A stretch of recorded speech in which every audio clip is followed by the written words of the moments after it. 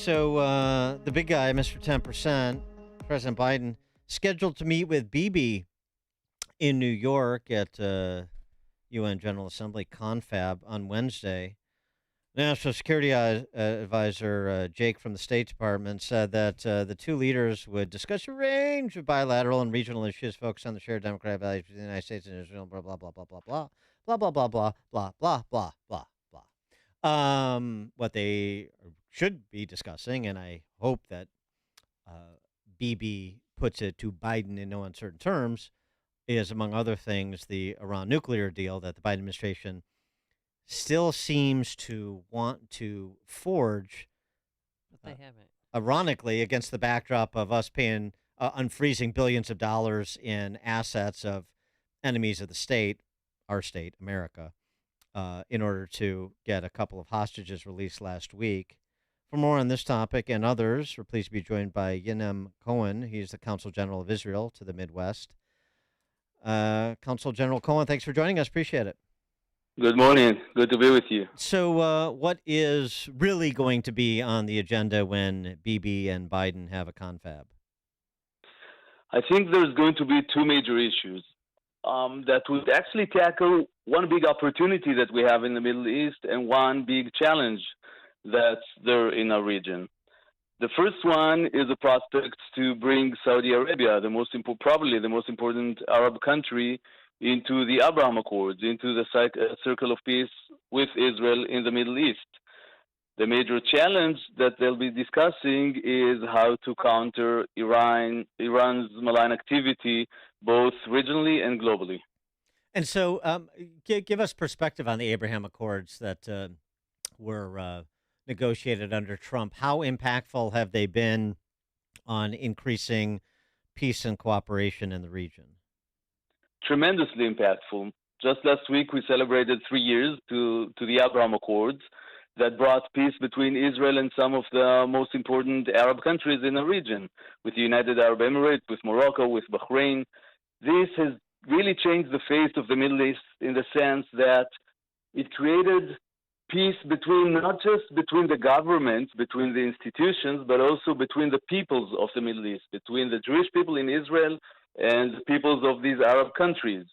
You see tourism boosting between Israel and these countries. You see a lot of innovation, cooperation, partnerships on high tech, on innovation, on energy boosting between us, and it is quite dramatic. And as I said, as we celebrate our third anniversary, we are hopeful that the upcoming ones would bring one more Arab country that is very important, and that's Saudi Arabia. That would be a true game changer because Saudi Arabia has a major leadership role not only as an Arab country, but also as a Muslim country. It hosts two of the holiest sites for Muslims in the world, in Mecca and Medina, and that would mean a lot for peace in the Middle East. Are you concerned at all about this prisoner swap where now $6 billion is also going to be released and given back to Iran? I would say in general that what we think is that Iran does not only pose threat on Israel or on the moderate Arab countries in the Middle East, but also globally. Look at their support, for example, of the Russian aggressions against Ukraine. So we think that Iran is a global threat and it should be treated globally. And I think that usually concessions are not perceived by the Iranians as a source of strength. What about the domestic threats in America to the relationship between America and Israel? Is that something? I mean, Bibi is not known to be one to mince words, which I like, and I hope he doesn't on this topic.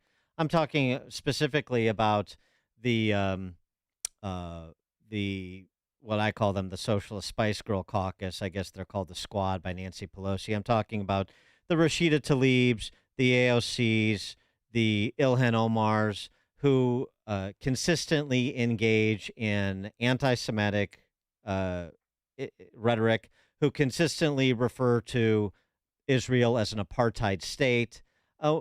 Any chance that Bibi may have something to say to the president about the behavior of a important part of his caucus, his party? I think that in general, Prime Minister Netanyahu would try to have a very constructive discussion with President Biden. But let me say something about your question. I think that those who pretend to support peace between Israel and the Palestinians should support peace and not support something that is counterproductive to peace. Let's look at, just a very recent example. Last week, the American Congress voted on three major legislations regarding Iran to counter Iran, discussing, the breach of human rights in Iran, celebrating 1 year to the killing commemorating 1 year to the killing of Masha Amini in Iran. Some of the members of Congress that you mentioned voted against this legislation. Now, how can you, on one hand, pretend to support human rights, and on the other hand, oppose to legislation that is supposed to support human rights in Iran? This is not consistent for me. Let's talk about 60 Minutes did a piece last night about civil unrest and these protests that are happening every Saturday night for the last 8 months.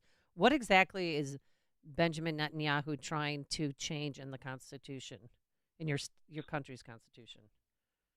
Something that is very unique for Israel is that while we celebrated our 75th anniversary this year, we still don't have a constitution, unlike many other countries in the world. It has to do with, the history of Israel, with the diversity of our population. But the fact is that we do not have a constitution. And what many Israelis feel is that over the years, our judicial branch has gained more power over the executive and legislative branches. So I believe that many Israelis do support some kind of reform for, to just make sure we have a better balance of power. At the same time, I think that many Israelis want to see this reform done through consensus, and that was the core of the discussion, the debate, the political debate in Israel between the government and the opposition. I do hope Prime Minister Netanyahu said he aims for consensus. Our opposition says that it aims for consensus, so I hope we'll see that in the upcoming future. Mahmoud Abbas, the president of Palestine, made some comments about the Holocaust a few weeks ago that seemed to be sort of, I don't know if it was an unintentional or an intentional tell, but either way, it speaks to why peace is so difficult. It speaks to why the two-state solution is so difficult to advance. And I just wonder where that stands in the wake of those comments, because this, it's frustrating a merry-go-round we're on, where we in the West pretend that we've forgot who some of these people are. We did that, going all the way back to Arafat. We forget who these people are. We pretend they don't believe what they believe. We pretend they haven't said what they've said until they remind us who they are, like Abbas did a couple of weeks ago. And I wonder how that impacts the conversation, the level of seriousness of the conversation about accords between the Israelis and the Palestinians.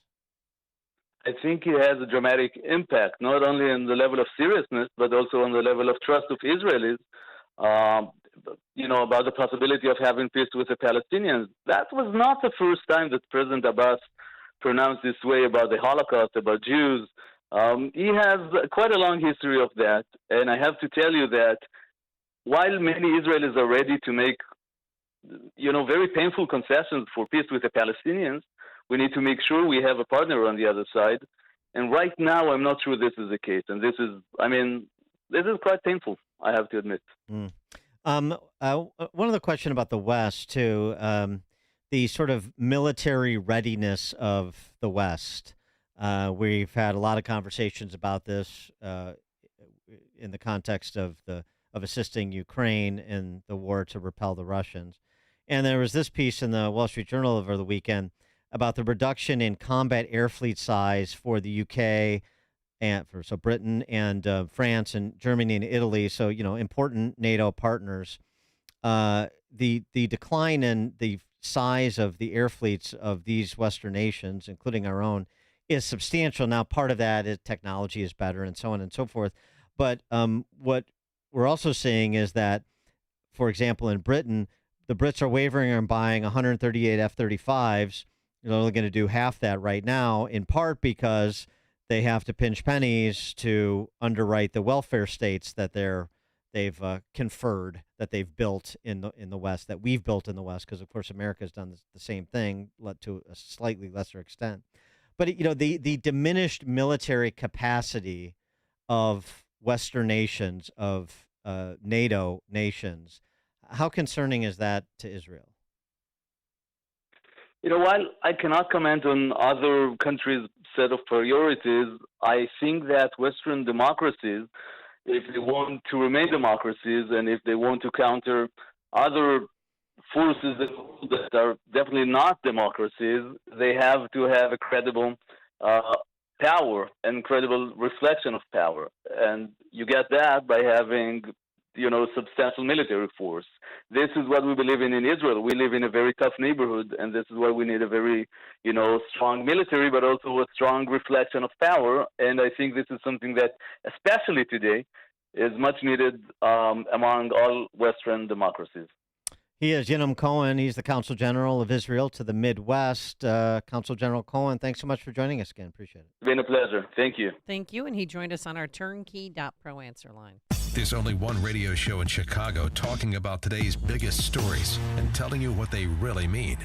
That show is this one, Chicago's Morning Answer on AM 560, The Answer. Are you turning 65 and thinking about Medicare? Or are you over 65 and haven't enrolled yet because you still have coverage at work? Either way, Medicare done correctly will be the best health insurance you will ever have. Imagine having nationwide access with an annual deductible of only $226. There are only two good things about aging, wisdom and Medicare. But to navigate the Medicare maze properly, you need a mentor. Best part? My guidance costs you nothing. Call me. I can help. If you're tired of calling a bureaucrat at an 800 number to help you navigate Medicare, then you need a local expert on your side. Your own health insurance mentor, C. Stephen Tucker from healthinsurancementors.com, is someone I know and trust. He's a 28-year licensed broker who's been educating our listeners for more than a decade. Steve, how can listeners get in touch with you? Thanks, Dan. They can visit healthinsurancementors.com or call me directly at